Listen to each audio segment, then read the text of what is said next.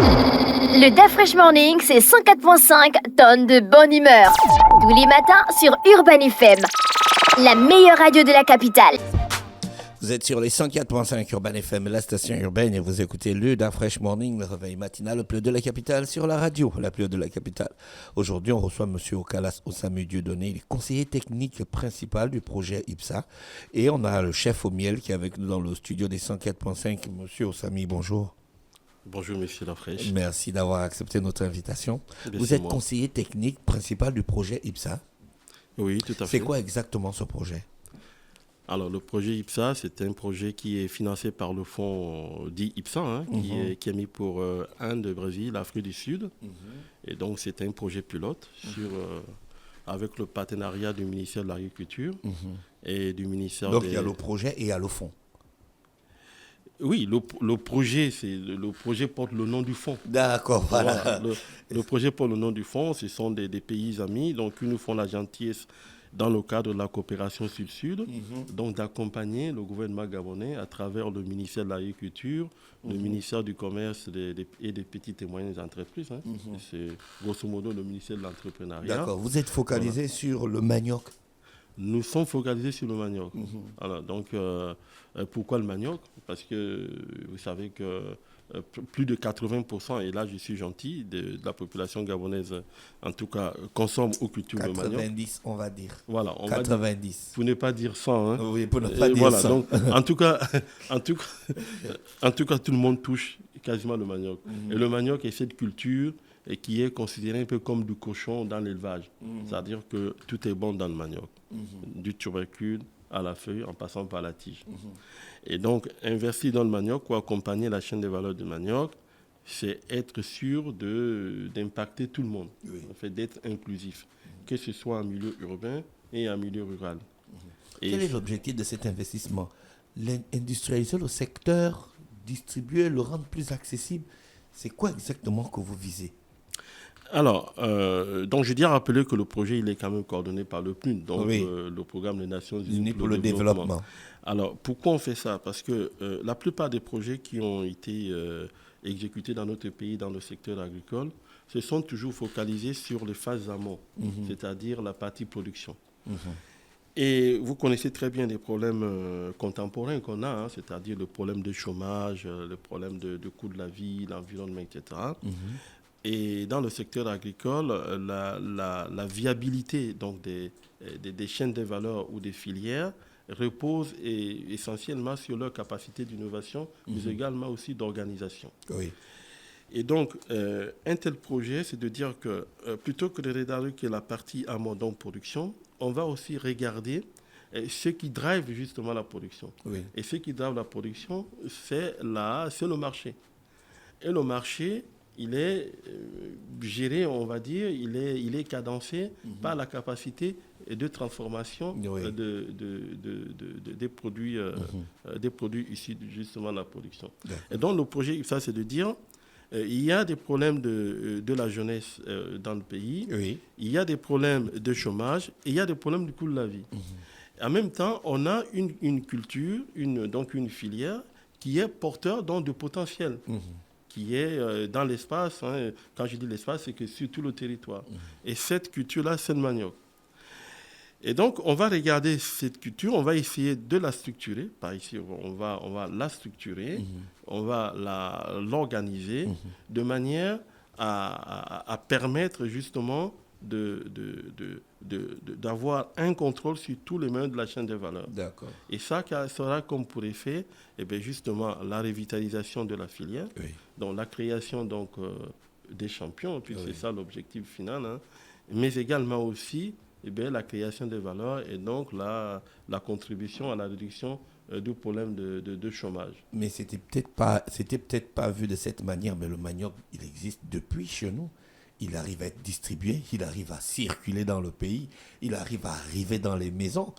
Qu'est-ce qu'on aura de plus avec le projet IPSA?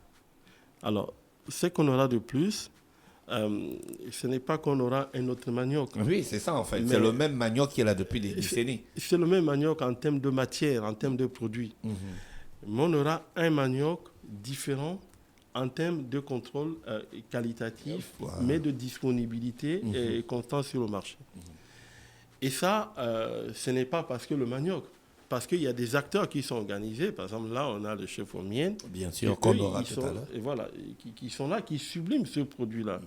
Et vous savez que quand vous avez un produit sur le marché, il y a différentes bouches. Donc, il y a différents types de demandes. Dans le manioc, on a des gens qui vont demander du pain, donc la farine panifiable. Il y en a qui vont demander de la pâte, donc du bâton de manioc. Et d'autres vont demander des produits secs comme du gari, etc.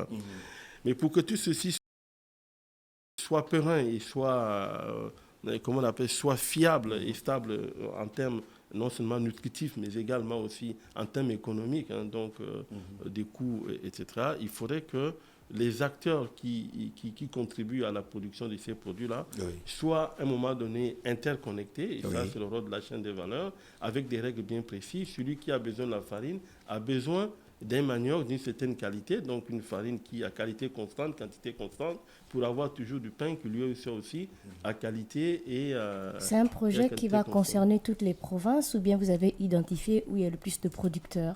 Alors, c'est un projet pilote. Qui dit projet pilote, ça dit que c'est un projet d'essai pour voir quelle est notre capacité d'appréhender justement les enjeux d'une telle stratégie. Donc, comme je viens de dire, chaîne de valeur. Alors, le projet pilote, il est prévu pour s'exécuter dans 3 provinces. Ils sont les provinces de l'Estuaire, le Haut-Ogooué et l'Angounié. Alors, en fonction des résultats qu'on aura, parce que moi, je ne peux pas présager l'avenir, mais la volonté quand même de tout le monde, y compris du gouvernement gabonais et même des pays amis ou des fonds comme le fonds UPSA qui nous suivent, c'est de dire que si les choses prennent vraiment de l'ampleur et que les choses se passent très bien, l'idée c'est quand même d'avoir quelque chose qui soit de niveau national, parce qu'on n'a pas la vocation à faire quelque chose qui soit du one shot. Mais il y a quand même des préalables. Avant de passer à l'échelle, il faut quand même faire des petits pas, parce qu'on ne va pas commencer à courir alors qu'on n'a même pas encore commencé à marcher. Le projet a déjà identifié les acteurs qui sont dans ce domaine, dans les endroits que vous avez choisis? Alors, vous savez qu'un projet comme ça, on ne peut pas venir et dire aux gens de faire. Donc, il y a toujours une phase d'explication. D'accord. Et cette phase a déjà eu lieu puisque nous avons fait une émission tout le mois d'octobre. Nous avons été dans le Haut-Ogooué, l'Angounié et l'Estuaire. Et nous avons fait un saut du côté de Bitam, donc pour voir un peu le manioc d'Anisoc. Et donc, ça nous a permis d'avoir une vision un peu globale de la situation, donc de différents acteurs, de différents flux de produits entre ces acteurs-là. Ce qui nous a permis aujourd'hui de lancer un appel à projet, donc qui a démarré depuis le 10 décembre et qui va courir jusqu'au 4 janvier 2026. Alors, cet appel à projet, il est ouvert à tout le monde, c'est à toute personne physique, morale, et qui est dans la filière manioc, mais avec une preuve d'activité effective dans la chaîne de valeur. Et ces gens-là, ils peuvent, que je dis personnes physiques morales, ils peuvent candidater en ligne exclusivement, parce que comme nous voulons aller vers un modèle entrepreneurial, donc il faut qu'on commence à s'approprier des outils numériques, ce qui est très important, mais également aussi c'est pour garantir la transparence dans la sélection des candidatures. Donc on va en sélectionner comme ça à peu près une centaine issues des 10 coopératives, auxquelles va s'ajouter à peu près 20 agripreneurs. Ce qu'on appelle agripreneurs, ce sont les transformateurs, les transporteurs ou alors des fournisseurs de services. Mais toujours dans la chaîne de valeur, dans la filière du manioc. Est-ce qu'à travers ce projet, vous allez introduire des technologies de pointe adaptées aux réalités locales pour la transformation du manioc? Oui, c'est ça l'objectif. L'objectif ici n'est pas de sélectionner tout le monde parce qu'on fait le manioc, mais c'est de sélectionner les entreprises qui font déjà dans le manioc, mais qui ont un défi spécifique à résoudre, quelque chose qui leur empêche d'aller un peu plus loin. Et c'est cette chose-là qu'on va regarder, qu'on va essayer d'apporter ce qu'on qualifie généralement d'augmentation de capacité. Donc on va essayer de résoudre cela pour l'aider à passer un cap. Mais en travaillant dans un modèle de chaîne de valeur. C'est-à-dire que si vous êtes dans un modèle de chaîne de valeur, dans un modèle collaboratif.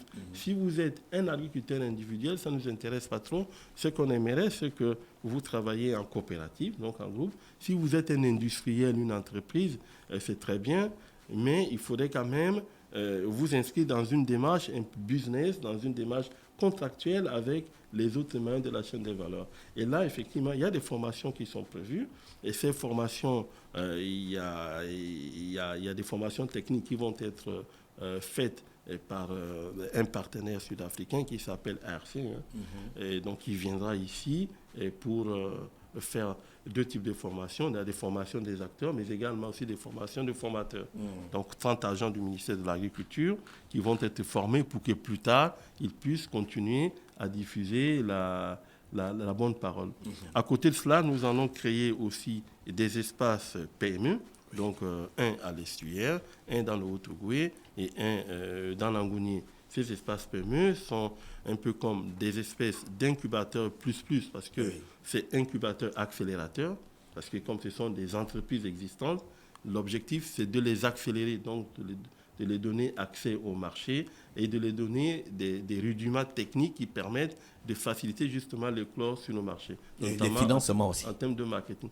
Non, nous sommes les Nations Unies. Le programme, le PNUD a pour vocation d'accompagner aux gens dans l'action, les gens dans l'action. Le PNUD n'est pas un bailleur classique. Voilà. Mais l'IPSA, c'est un fonds. IPSA, c'est un fonds, mais c'est aussi un projet. D'accord. Voilà. Mais IPSA, c'est un fonds qui apporte des fonds pour augmenter les capacités. D'accord. On va faire ce qu'on donnera, c'est des petites dotations en termes de dotations en matériel, mais surtout en augmentation des capacités intellectuelles via des formations, via l'expertise. D'accord. Chef Omiel est avec nous. Chef Omiel, bonjour. Bonjour, Dafresh. Merci d'avoir accepté notre invitation. Toi, tu es chef cuisinier. Oui. Le manioc, aujourd'hui, est-ce qu'il est encore prisé comme à l'époque? Oui, de plus en plus. De plus en plus, hein. Parce qu'en fait, ce qu'on nous a fait croire, c'est que le manioc est cancérigène via le cyanure. Ouais. Mais ce qu'on ne nous a pas dit, c'est que c'est une richesse inestimable. Et que c'est le produit qui peut remplacer, mais haut la main, la pomme de terre. Ah, d'accord. Et, voilà. Et déjà, c'est un produit avec une valeur nutritionnelle, mais assez calée. Toi, tu reçois le produit fini ou bien tu participes à la transformation? Alors, moi, j'ai une plantation de 5 hectares de manioc. Et donc, je fais, parce que moi, dans ma cuisine, c'est de la terre à l'assiette. Parce que j'aime bien le rapport avec les produits de base. Et donc, du coup, on a une variété de manioc qu'on appelle le matadi. Et donc, nous, on travaille... Je ne connais pas. Ouais, c'est une variété qui pousse qui produit du manioc en 6 mois. On peut aller 7-8. Et j'ai une très bonne terre, les plantations sont endèmes.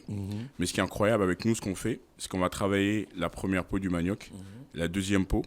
On travaille le manioc dans sa globalité. Donc autour depuis plus de 5 ans, sinon avec la vie du restaurant 7 ans, on travaille le manioc, on a plus d'une quinzaine de recettes autour du manioc, au-delà du bâton de manioc traditionnel. Oui, le bâton de manioc traditionnel qui est le plus connu. Oui, parce que nous on sait que quand on regarde par exemple les vidéos de Chef Omiel, on a des glaces à la noix de palme, à la vanille. Comment est-ce que vous proposez le manioc? Est-ce que c'est comme nous, là, le manioc traditionnel, on coupe, on met dans l'assiette, on a déjà acheté le produit fini?